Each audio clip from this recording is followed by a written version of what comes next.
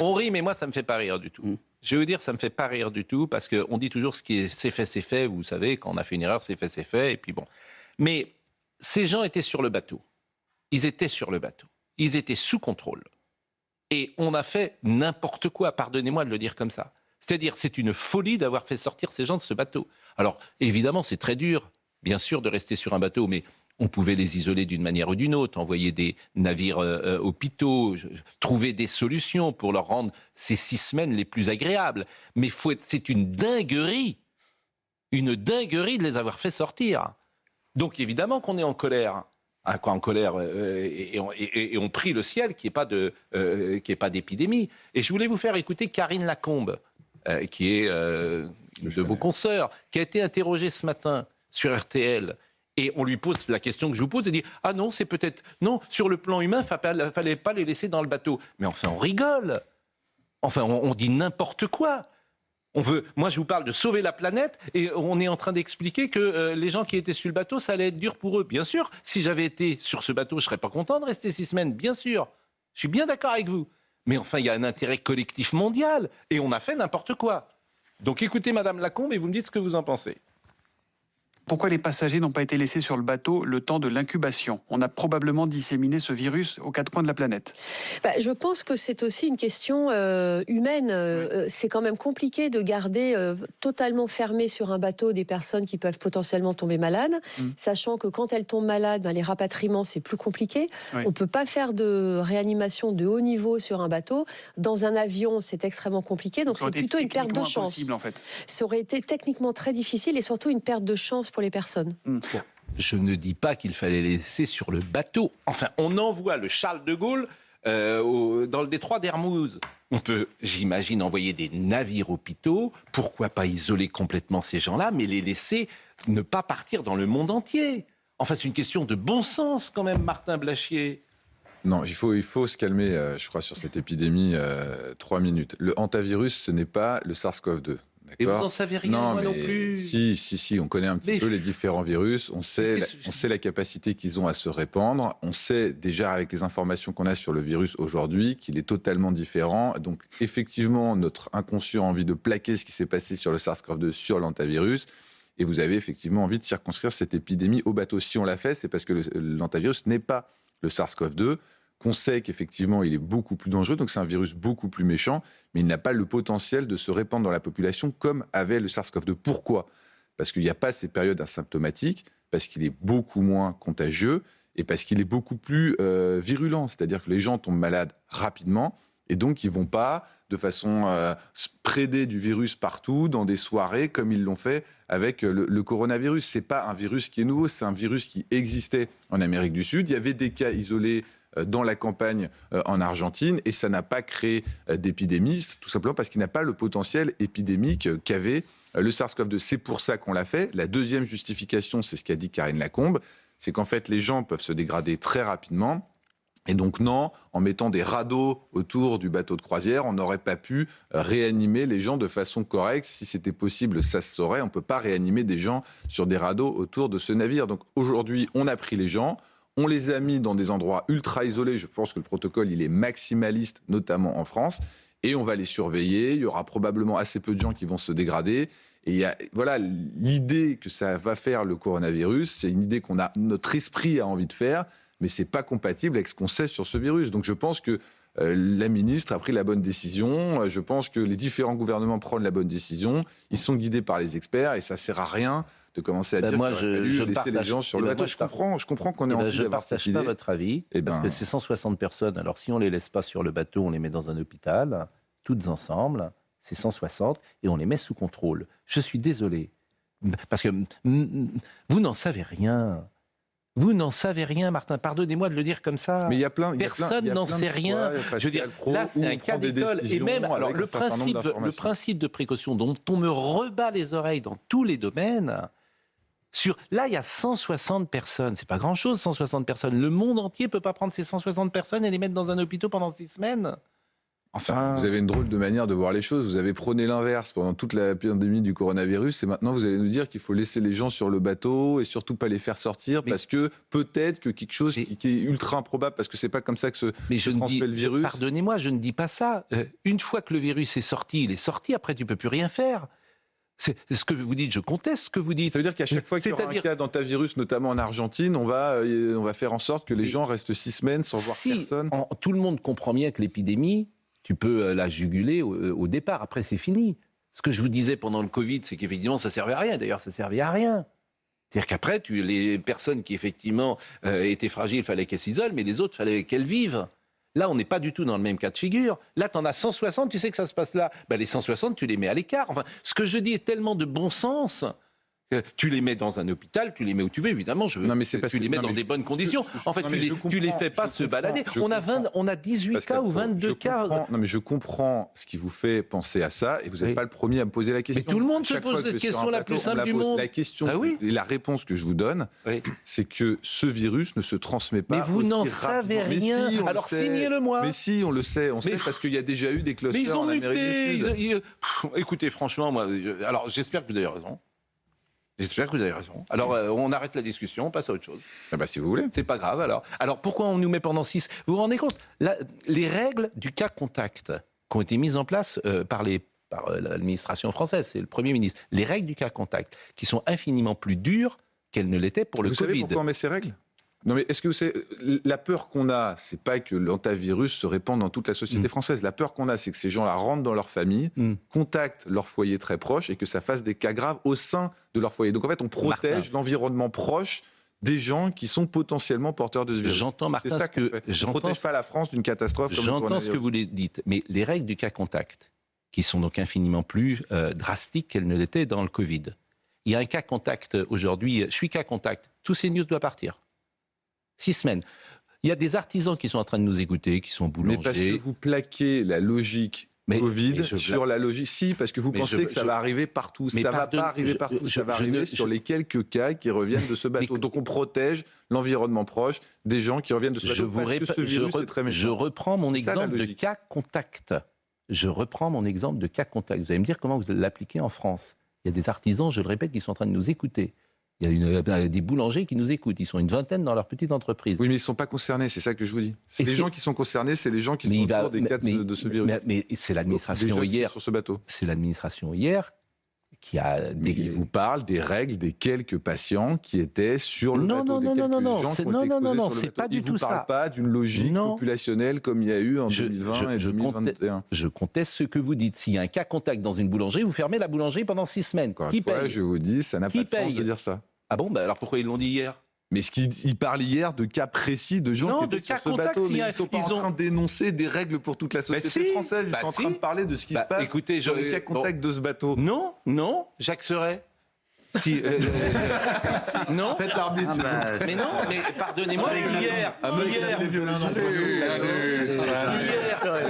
Jacques Serret qui va porter la parole politique. Hier, des règles ont été mises en place en cas de cas contact en France.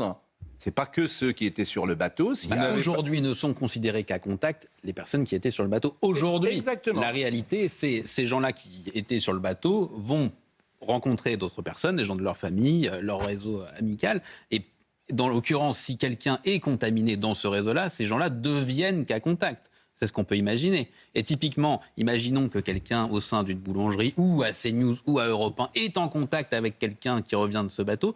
Que se passe-t-il ? Là, c'est la vraie question. Non, mais on ne peut pas regarder un protocole sans voir le périmètre qu'il va avoir. Là, c'est des protocoles qui sont faits pour un début d'épidémie sur un virus qui n'a pas de potentiel populationnel, issu d'un foyer unique qui était un bateau. Donc on peut avoir des règles relativement strictes. D'ailleurs, c'est ce que vous demandez, parce que vous vouliez isoler les gens sur le bateau. Après, si on est dans un cas d'un virus populationnel, ce qui n'arrivera probablement pas, très probablement pas, parce que tous les experts du monde entier sont d'accord pour dire ça, à ce moment-là, c'est vos comparaisons, vos extrapolations n'ont aucun sens, donc ça ne sert à rien de faire paniquer tout le monde. Les artisans vont devoir fermer leur boîte, que les chaînes de télé vont devoir couper leur antenne, ça n'a pas de sens. Mais il y a quand même 2 réunions ministérielles par jour. Ça va leur faire du boulot, d'ailleurs, ils n'ont pas l'habitude, mais 2 réunions. Hein. Vous savez, moi je pense que ce qu'ils ont... Il y en a deux par jour. Je pense qu'ils entendent et ils voient très bien les interprétations qui vont pouvoir être faites. Et d'ailleurs, vous en êtes le meilleur ambassadeur ce matin. Et donc ils se disent, si jamais il y a un cas contact qui nous échappe, on va nous dire qu'on est incompétent et que c'est une catastrophe. Donc ils font extrêmement attention. Bon. Ils ont peur de l'erreur de protocole. Ils n'ont pas peur de la pandémie mondiale. Bon. Bah écoutez, je vous écoute, c'est vous le spécialiste, et je retire tout ce que j'ai dit. En l'occurrence, si je peux me permettre, Martin Blachier, vous avez souligné que les mesures ici en France étaient maximalistes. Est-ce que c'est le cas ailleurs, notamment chez nos voisins européens, parce qu'on sait que tout le monde circule, il y a une liberté de circulation. Pour être tout à fait honnête, je n'ai pas les protocoles de la totalité de tous les pays. Ce que j'ai cru voir, c'est que tous les pays qui avaient réceptionné des patients issus et des cas contacts issus de ce bateau avaient quand même des protocoles très stricts. Mais on voit déjà qu'il y a une espèce un peu de peur, angoisse populaire, c'est-à-dire qu'on voit qu'en Espagne, les gens regardaient par les fenêtres du bus, ils enlevaient leur masque. Touché à son masque, on dit oh là là, c'est un scandale. Donc en fait, il y a une espèce de panique parce qu'il y a un phénomène de traumatisme qu'on a eu pendant le Covid. Donc on a ça qui revient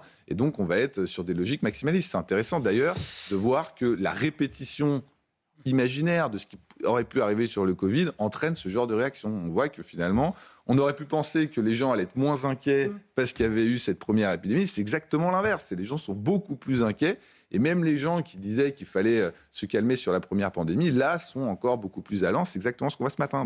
Pour résumer ce que disait Pascal Olivier de Lagarde. Ce qui est très étonnant et un peu perturbant, c'est le côté schizophrénique des mesures qui sont prises. D'un côté, effectivement, on fait sortir tous ces passagers du bateau, alors que bateau, on aurait pu aussi imaginer qu'on le mettait à quai quelque part, on laissait les passagers dedans, et puis on pouvait effectivement sortir facilement des gens qui étaient malades pour les mettre ensuite en réanimation. Et puis, d'autre côté, ces déclarations quand même très va-t-en-guerre sur les 6 semaines de mise à l'écart en cas contact. Alors, on ne sait plus tellement sur quel pied danser. Non, mais il faut comprendre que avant de prendre des décisions, on regarde le virus en question. D'accord ? C'est un hantavirus. C'est un hantavirus qui se passe par les rongeurs, habituellement, en tout cas ce qu'il y a en France. Et il y a une seule souche en Amérique du Sud, effectivement, qui peut faire des transmissions d'homme à homme. C'est des cas qui sont rarissimes en Amérique du Sud. Il y a eu quelques clusters qui ont été documentés et tous les experts sont d'accord pour dire qu'il n'y a pas un potentiel de propagation de ce virus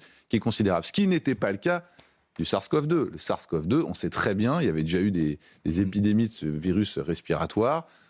Et donc, on savait que ça pouvait être populationnel, d'où les réactions qui avaient été relativement différentes. Donc, c'est juste qu'on a pris ces décisions pour rapatrier les patients dans l'intérêt des gens qui étaient sur le bateau, parce que si jamais ils se mettaient à se dégrader, il fallait qu'ils puissent être pris en charge rapidement. D'ailleurs, c'est le cas d'une patiente française qui aujourd'hui est en réanimation. C'est aussi parce qu'on a pu la rapatrier qu'aujourd'hui, probablement, on l'espère, elle s'en sortira. Donc, c'est ça, prendre des décisions. C'est regarder ce qu'on connaît. Bon, ça ne se transmet pas à l'homme, ils sont 160, il y a 3 morts et il y a au moins 2 ou 3 personnes il y a eu 7 personnes qui ont été contaminées. 7 sur 160. Et ça ne se transmet pas à l'homme. Si vous aviez le Covid, ça se passe pas d'homme à homme. Le Covid, ce serait 100% des gens à bord quasiment qui seraient porteurs du virus, à quel point c'était rapide. Donc le R0 dont on parlait systématiquement, il n'a aucun point commun. Donc c'est des virus qui sont différents. Donc on fait des choses qui sont différentes. Il y en a 7 qui l'ont sur 160, mais ça ne se transmet pas à l'homme. Mais je n'ai pas dit que ça ne se transmettait pas à l'homme, j'ai dit que c'était moins contagieux. Non, vous avez dit, a priori, ça ne se transmet pas à l'homme. Vous êtes encore en formation sur l'épidémiologie. Oui, voilà, il faut creuser un petit peu. Je suis. Mais ça va venir. Bon. Écoutez, alors, Monsieur Lecornu a tweeté, donc on va voir ce qu'il a tweeté, Monsieur Lecornu, et puis on va après voir un sujet de Anaïs Baucher. Est-ce qu'on voit le tweet de Sébastien Lecornu ?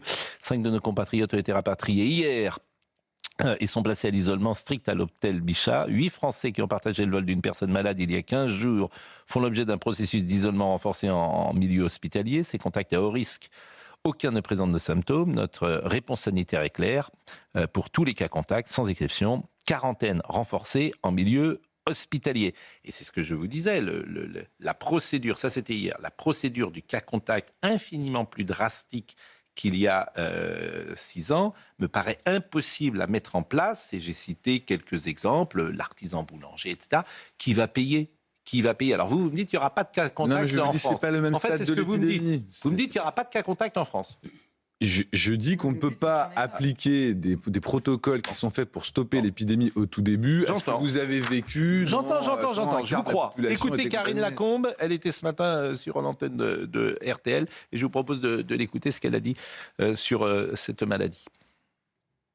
Nous, le degré d'inquiétude qu'on a et qui est assez élevé, c'est pour les patients contacts et puis surtout pour les personnes qui déclarent des symptômes, parce qu'on sait que c'est une maladie avec une létalité importante. En revanche, ce qui est très important et qu'on a vu à l'occasion de cette réunion OMS, c'est qu'on a tiré les leçons de ce qui s'est passé pendant le Covid. On a appris du Covid ? On a appris du Covid parce que maintenant on travaille ensemble. Au début du Covid, il n'y a pas eu beaucoup de transparence sur l'information et puis on a travaillé un peu tous en ordre dispersé. Là, on peut dire quand même que depuis le début de cette crise antivirus, il y a eu une vraie harmonisation sur la diffusion de l'information qui a été claire et transparente et surtout, tous les scientifiques travaillent main dans la main avec les politiques, donc en particulier à l'OMS. C'est pas trop, c'est l'histoire naturelle de la maladie, en particulier, est-ce qu'on peut être contagieux alors qu'on n'a pas de symptômes ? On a vu par exemple qu'un patient en Espagne a une PCR positive sans aucun symptôme, donc est-il contagieux ? Ça on ne sait pas. Quand on commence à développer des symptômes, à partir de quand a-t-on été contagieux ? Le pic de contagion, c'est un peu ce qui nous a mis dans les grandes difficultés avec le Covid, puisqu'il se transmettait beaucoup avant qu'on soit contagieux. Donc voilà, pour moi, c'est la plus grande incertitude. Charlotte Dornelas, votre sentiment ? Ah non, moi je veux rester dans le déni, parce que s'il vous plaît. C'est-à-dire ? Je ne plus jamais parler de R0 et de cas contact de ma vie, en fait. Je suis dans le déni. C'est-à-dire, vous êtes dans le déni ? Non, je plaisante, évidemment, mais moi j'écoute Martin Blachier avec attention et je suis très rassurée ce matin. Ah oui, moi aussi, je suis très rassuré parce qu'il est très rassurant. Bah oui. Donc tant mieux. Non, mais en effet, il nous dit qu'il n'y aura pas de cas contact. Si c'est moins contagieux et qu'on sait le nombre de gens qu'il y a, si on les isole, il n'y a pas de raison. Vous nous dites qu'il n'y aura pas de... De toute façon, on n'a plus les moyens d'avoir une crise sanitaire en France.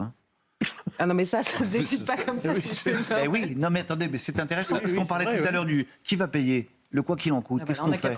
Qu'est-ce qu'on fait aujourd'hui ? Non mais là c'est un peu différent, parce que si vous avez une épidémie où il y a 40% de létalité, plus personne ne sort. Exactement. C'est-à-dire que ça, c'est encore autre chose. C'est pour ça qu'il y a la même épidémie. Voilà. Et alors là, les effets pour les entreprises, pour les restaurants, pour les commerces... mais plus personne ne sort, les gens sont aux abris. Oui, je suis d'accord, mais... Vous allez sortir, vous allez venir faire votre revue de presse à Europe 1 s'il y a 40% de létalité. Il y a 6 ans... En fait, vous avez vraiment peur. Non, j'ai pas peur. J'ai peur de rien, mais bon... Pardon, mais les aspects financiers sont importants. Oui. Il y a 6 ans, qu'est-ce qui s'est passé ? On a eu un président de la République qui a dit de toute façon, nous allons soutenir l'économie, quoi qu'il en coûte. Et on a payé. Oui. Et ça a coûté 200 milliards à la France, ça a été très bien, ça a été nécessaire. Aujourd'hui, on ne les a plus. Vincent Herouet qui n'a pas pris la parole. Non, la seule chose qui m'agace, je vous l'ai dit, c'est cette affaire de bateau. C'était très simple de laisser les gens sur le bateau, et point. Voilà, et ça s'arrêtait là. C'est la seule chose qui m'agace. Donc quand j'entends Mme Lacombe dire on a tiré les leçons du coronavirus, j'ai envie de lui dire non. Non, il fallait laisser ces gens sur le bateau, point. Et on ne serait pas là en train de discuter ensemble. Vincent Herouet. Moi, je suis complètement d'accord avec vous. En épidémiologie, mes références, c'est Tintin dans le Temple du Soleil. Et je me souviens que le Pachacamac reste au large quand Tournesol, qui a été enlevé, est atteint d'une maladie contagieuse. On laisse le bateau au large et personne n'y approche. Donc je suis assez d'accord avec Pascal Praud. Mais mon expertise est très limitée. Mais ça, c'est pas grave. Je connais rien. Mais vous ironisez, bien sûr, vous avez le beau rôle. Rappelez le bateau avec les drapeaux. Vous ironisez. Je vous répète, vous ironisez, vous avez le beau rôle. Oui, c'est facile. Franchement, c'est facile, mais sur le fond... Non, mais c'est convaincant la réponse, Pascal. De dire que, 1, pour les soigner, il faut qu'ils puissent être proches d'un hôpital et que 2, la contagion ne se fait pas du tout de la même manière, c'est pas par voie respiratoire. Mais j'entends M. Blachier. C'est moins volatile. C'est moins aérosol, c'est-à-dire qu'on ne va pas tous se contaminer dans une pièce simplement en respirant. Oui. Et ce que dit Karine Lacombe est très important, c'est la capacité à transmettre qu'on est asymptomatique. C'est ça, en fait. En l'occurrence, dans ce cas, pourquoi isoler des personnes qui ont partagé le même vol ? Là, dans le tweet de Sébastien Lecornu qu'on lisait, il y a cette annonce que des personnes qui ont partagé, qui étaient dans un avion avec une personne malade, sont isolées. Si ça ne se transmet pas tant que ça de manière aérosol, pourquoi les isoler, ces personnes ? C'est une mesure de précaution. Exact. En fait, le problème, c'est que c'est aussi politique, c'est-à-dire que si jamais il y a la moindre chaîne de transmission qui a échappé au protocole, on va dire que le protocole a été mal fait. Donc en fait, c'est normal. C'est-à-dire qu'il y a des doutes. Quand on est un décideur, il y a toujours des petits doutes. C'est-à-dire qu'on sait que ce virus se transmet normalement assez peu d'homme à homme. Après, ça dépend aussi. C'est-à-dire qu'il y a des gens qui sont probablement plus émetteurs de virus que d'autres, comme on l'avait vu pour le Covid. Il y a eu effectivement ce cas en Amérique du Sud, dans un anniversaire, où il y a eu beaucoup de gens qui ont été contaminés. Donc, c'était peut-être quelqu'un qui était particulièrement émetteur de virus. Mais en réalité, le fait qu'il soit létal, le fait que les symptômes viennent tout de suite, le fait qu'ils se transmettent beaucoup moins rapidement d'homme à homme, font que le potentiel épidémique tel le SARS-CoV-2... Vous l'avez dit. Gérard Caron veut prendre la parole. Oui, alors moi je ne suis pas infectiologue, Oui. je suis politologue si on veut. Mais ce qui me semble, c'est on fait un immense pari. En fait, j'ai écouté M. Blachier, pour qui j'ai beaucoup d'estime. Il a été très bon lors de la crise précédente. J'espère être bon sur celle-là aussi. C'était le meilleur. Donc je vous écoute avec beaucoup d'attention. J'écoute certains de vos confrères qui m'ont un peu plus amené à des controverses dans la période passée. Mais aujourd'hui, constatons, on fait un immense pari qui se résume à une chose simple. Il y a une femme qui est actuellement dans un état critique. Son état s'est dégradé entre le moment où elle a été transportée. Moi, je vous prends le pari, parce que comme c'est un pari de l'ensemble de la communauté médicale internationale, moi, je peux faire un pari aussi et dire, si cette femme s'en sort bien et sort dans quelques jours, ok, ça sera un ballon d'espoir, et peut-être que les médecins actuels, qui donnent une vision assez optimiste, auront raison. Si par contre, elle décède, elle et quelques-unes des autres, si, ça sera un test. Oui, bien sûr. Parce que, si vous voulez, on en est réduit à ça. On a une connaissance. J'entends bien ce qui a été dit, elle est quand même limitée. On n'a pas d'expérience de cette maladie. Un cluster de 34 Si, on a une expérience. C'est depuis les années 90 que cette souche existe en Argentine. Mais c'est la même souche, là, vous êtes sûr que c'est la même? C'est la même souche. Après, c'est peut-être un variant un petit peu différent de ce qui existait. Mais il n'y aurait pas de différence génétique très importante entre ce qu'on a trouvé sur le bateau et ce qui existait déjà en Argentine.